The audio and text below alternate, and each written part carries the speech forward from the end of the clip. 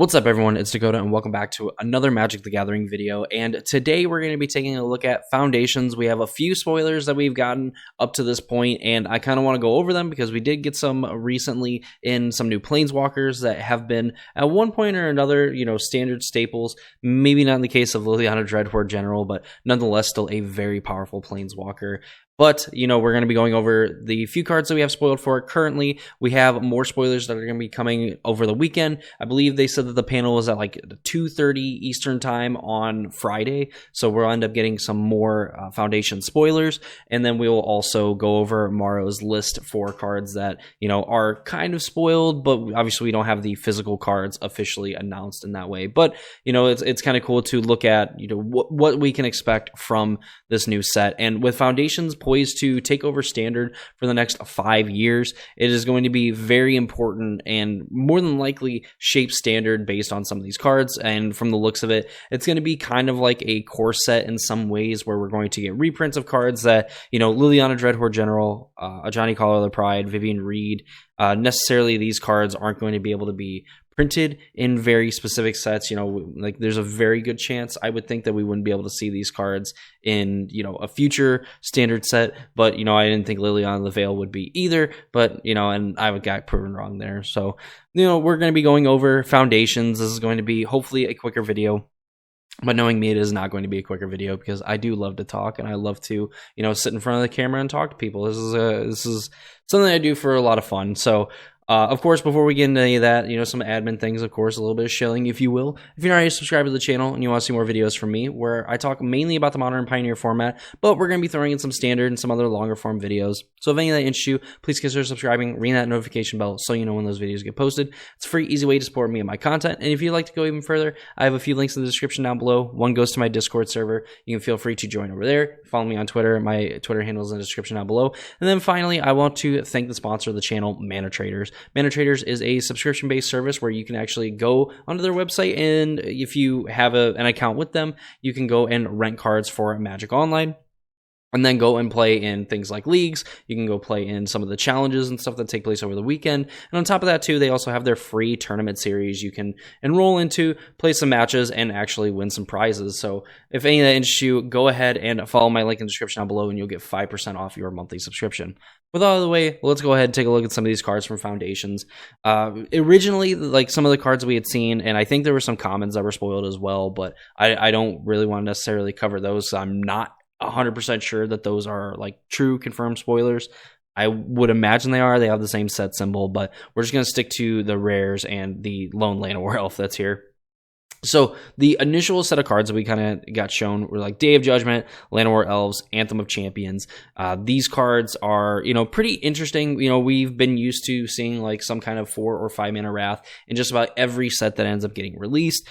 Typically for a while there, the 4 mana Wrath was the most popular version. There were some different caveats to them, but this time we're going to have Day of Judgment in the set. And I think that kind of will hopefully be the placeholder for a lot of these Standard sets of having these Wraths. I don't think that, we need, 30 or the potential for like 30 or 40 different copies of a kind of Day of Judgment effect or a Wrath of God type of effect. So I think that this being in this Foundation set, which again, these cards are supposed to be in Standard for like 5 years, whatever the case may be, for a lot longer than like the typical rotation time. So I think that Day of Judgment being here means that we could potentially see a drop off in some of these, maybe like every other set or every third set, we'll see kind of like a Day of Judgment or Wrath of God type of effect.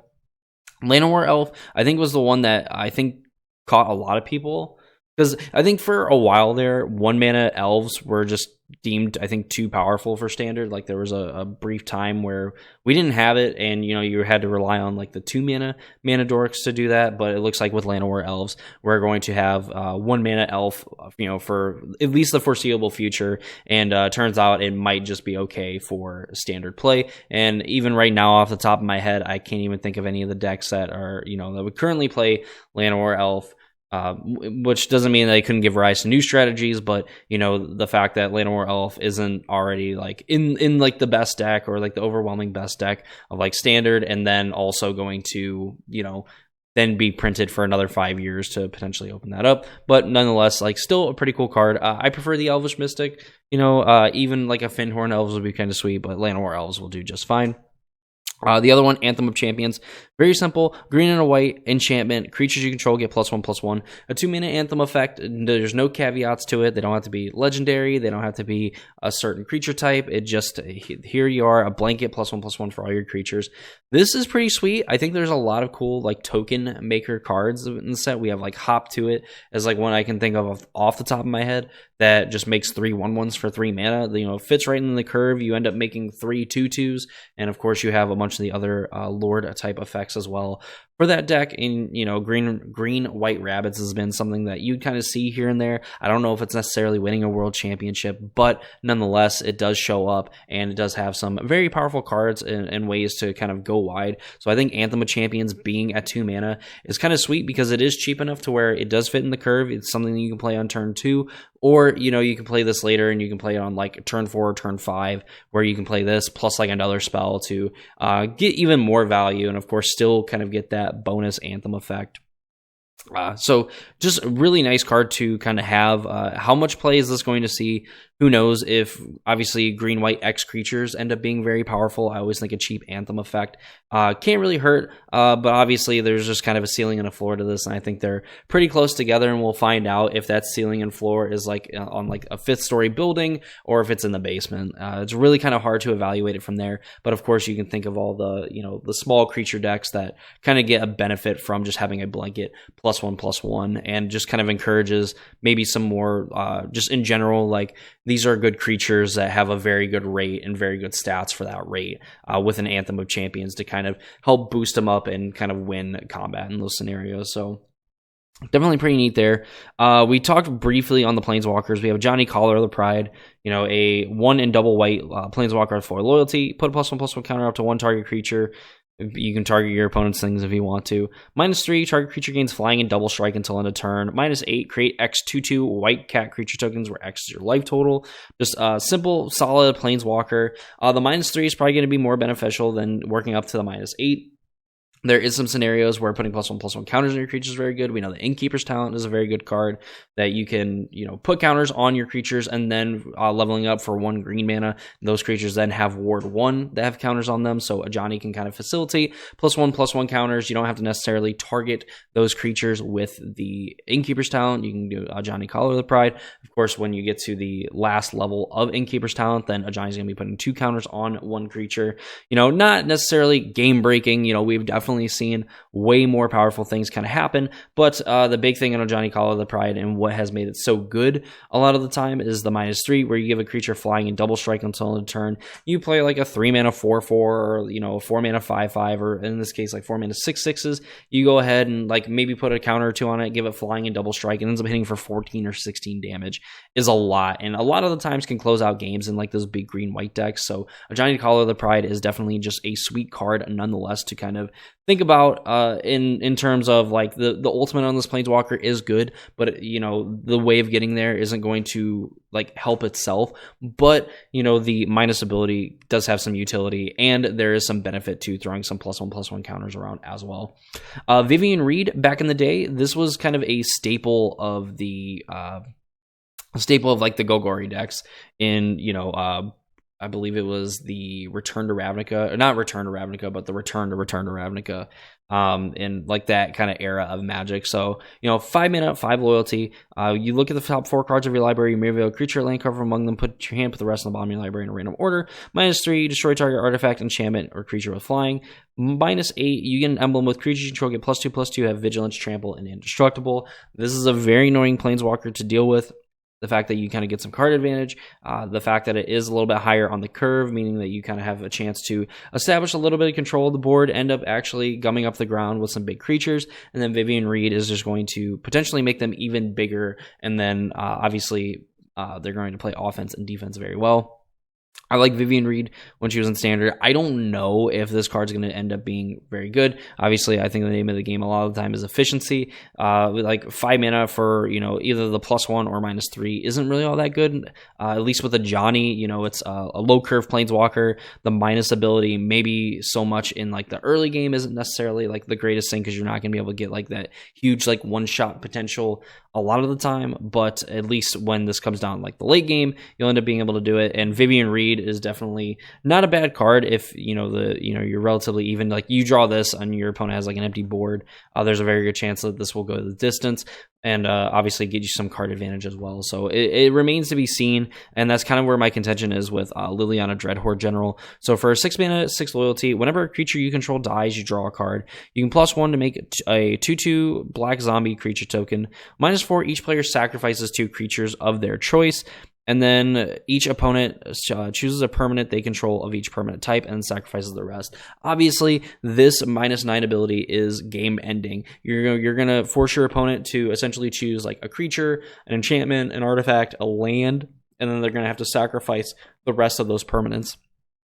Obviously, at that point, I think with Liliana, you have a board full of zombies. Your opponent doesn't really have any lands to kind of work with. From there, you can kind of figure out a way to end the game. Of course, you could also just get to a point where Liliana just ends up making a board full of 2/2s, and if you don't win that way, well, then you're going to be able to kind of trade them off for your opponent's actual resources and get resources yourself by getting to draw additional cards from your creatures dying. I think Liliana Dreadhorde General was an awesome card in Standard. By no means an all-star from what I remember, but this is kind of a fun card to kind of play around because, I mean, it's a big Liliana Planeswalker. The static ability does have some merit. I mean, you can just kind of play up the curve a little bit. Play like maybe more of a zombie strategy. I don't know if necessarily you want a 6 mana card as like your top end, for a lot of decks. But, for some of these mid-range strategies, maybe 6 mana and you have creatures that you kind of want to die anyway, where you're kind of okay with like trading in combat or maybe chump blocking because you're going to be able to get additional cards to potentially handle the board. Lastly, the 2 cards that I don't think really kind of fit in anywhere. Like Omniscience is just kind of a cool card. I mean, sure, I guess you can have this card in Standard. Like that's fine. There's probably ways that you can cheat this into play, but I mean, just this as like a normal card is just kind of okay in my book. 9 Lives Familiar, I believe, is just a straight up new card. So 3 mana 1/1 when this creature enters with 8 revival counters on it if you cast it, and then whenever this creature dies, if it had a revival counter on it, you return it to the battlefield with 1 fewer revival counter on it at the beginning of the next end step. So essentially, this is going to just keep coming back. A very annoying permanent to deal with. We know that there's some cards in the format, like Insidious Roots, I believe, care about cards like leaving the graveyard for any reason. So like 9 Lives Familiar could trigger that. You can make some tokens that way, just as like an idea of some of the synergies that are available currently in Standard right now for this kind of effect. Of course, you kind of get some benefit from, sacrificing things where like each player sacrifices a creature. You sacrifice your 9 Lives Familiar. You know that your creature's coming back. Your opponent's creature more than likely isn't coming back. So those sort of things kind of get better with 9 Lives Familiar. Where this card will stand, who knows? I think there has to be a very good like kind of sacrifice deck, and even then there isn't really a super abusable way of dealing with like 9 Lives Familiar, in the sense of it's not like it if it has counters on it, it comes back with 1 fewer, and then you can keep doing that, and then you can get that effect like 9 times or 8 times, however many times it might be. So I mean, definitely a way to kind of stop it from being abused.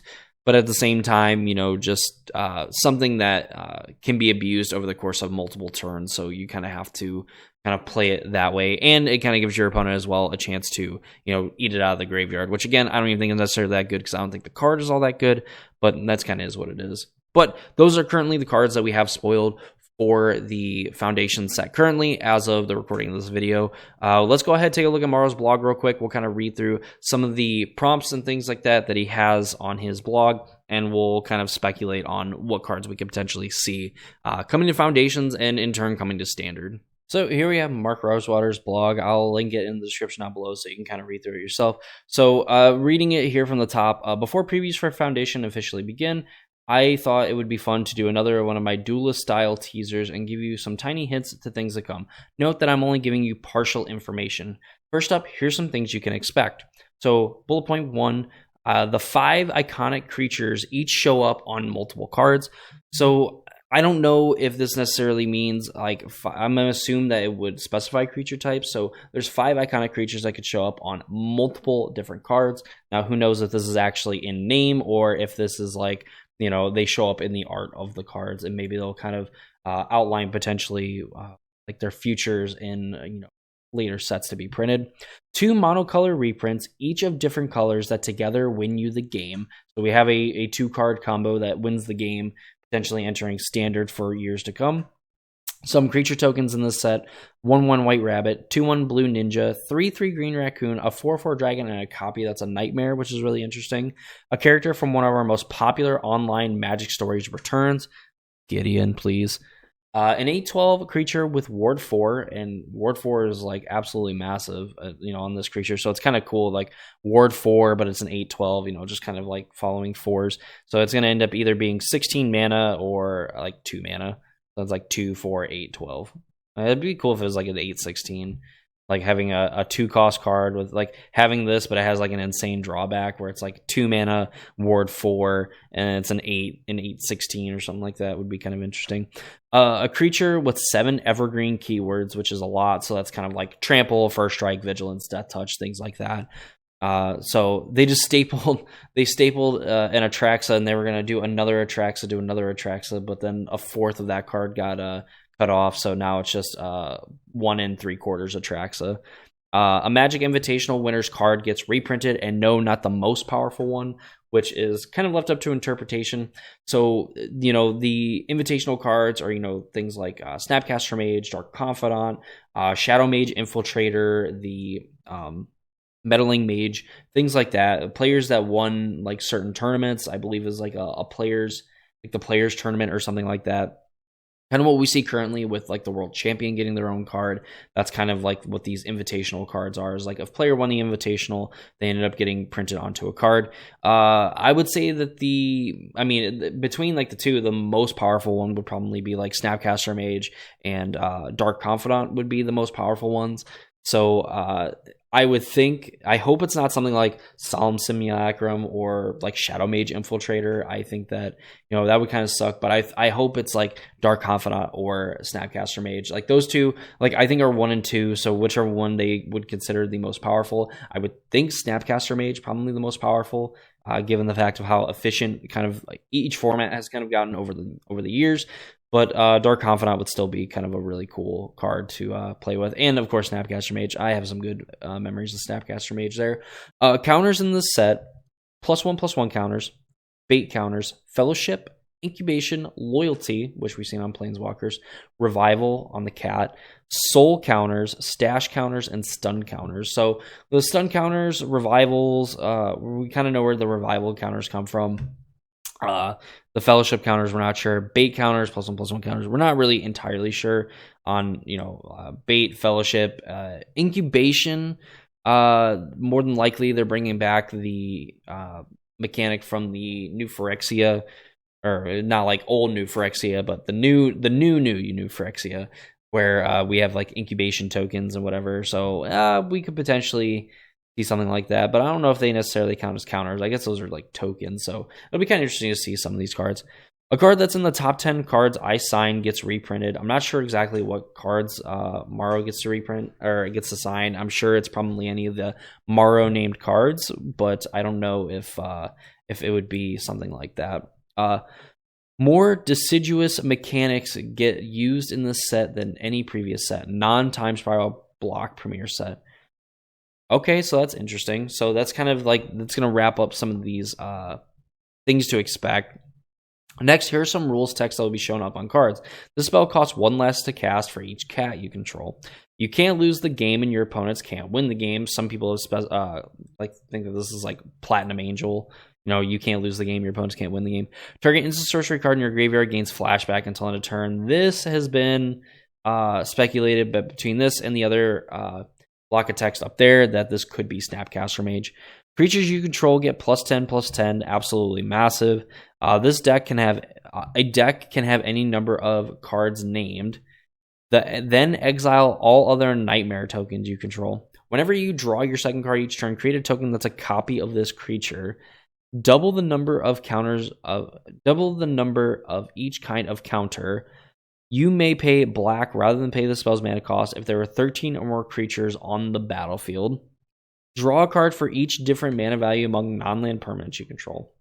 So, and then we have some creature types here. We have Rabbit Noble, Demon Warlock, Shark Pirate, Eldrazi, Hyena Rogue, Spider Spirit, Elemental Hydra, Bear Demon, Phyrexian Construct, Zombie Warlock. I think Bear Demon might be one of the best creature types. Like, Bear Demon versus Bird Wizard is like awesome, and we need to bring back dual decks specifically for bears versus birds, and it has to be, you know, a lot of like the coolest like Bear X or Bird X like creature types.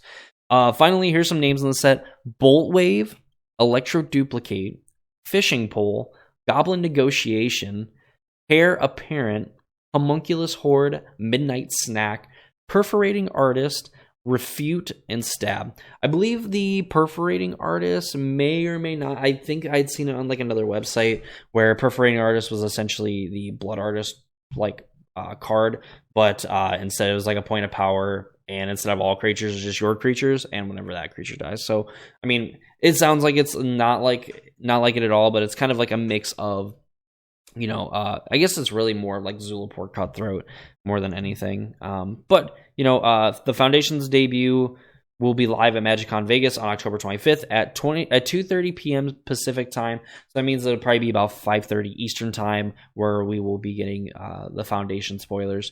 Right after our Foundation, the Magic's Next Era panel, where you'll get a sneak peek at the 2025 set. You can follow along on social media or watch the full VOD of the debut panel on our official YouTube channel after it airs. So this is kind of interesting. Of course, some of the more interesting things in this is going to be, you know, target instant or sorcery card you control gains flashback. I think for a lot of modern players that this kind of signals, you know, the potential return of Snapcaster Mage. It would probably be a very big fake out if it ended up being like Mission Briefing or something like that, which is like a double blue spell from like Ravnica Allegiance or something like that. It's like in the Dimir Guild set where you essentially got to Surveil 2 and then instant or sorcery card in your graveyard gain flashback. So it'd be a pretty big fake out there, especially including invitational card plus that, but it could very much signal Snapcaster Mage. Whenever you draw your second card for each turn, create a token that's a copy of this creature. Obviously, then you're able to kind of create tons of copies of like a certain creature, which would be really neat. Double the number of each kind of counter is interesting. I don't know very many cards that end up doubling just counters, period. And I think also getting to draw a card for each different mana value among non-land permanents you control is pretty sweet. And of course, Bear Demon, best creature type. Like, Bear Demon, already awesome. They had me at Demon Warlock. That actually sounds like it goes pretty hard. Hyena Rogue, okay, sure. Bear Demon, I'm going to own like 50 copies of whatever this card is. Unless it's like a mythic rare, then I'll own like 2. But still, like, Bear Demon is absolutely sick. But, you know, let me know what you think in the comments down below, what you kind of expect from Foundations, if you think it's going to have a, you know, a big impact on Standard, if it's just going to kind of, you know, be whatever, you know, this kind of like typical sets where we see, you know, very few cards really make an impact on the format. And I'll be interested to see, I'll have to read more into Foundations and kind of see what its impact could potentially be on Standard. Of course, that's going to do it for me in this video. I hope you all enjoyed it. If you did, please leave a like on the video. Comment down below what you would like to see from a Foundation set. If you want to see more reprints, if you want to see more just new original cards kind of debut in Foundations, of course, let me know down in the comments below. Subscribe to the channel, ring the notification bell, all that fun stuff. Leave a like on the video. And that's going to do it for me. Hope you all enjoyed it, and I hope to see you all in the next one.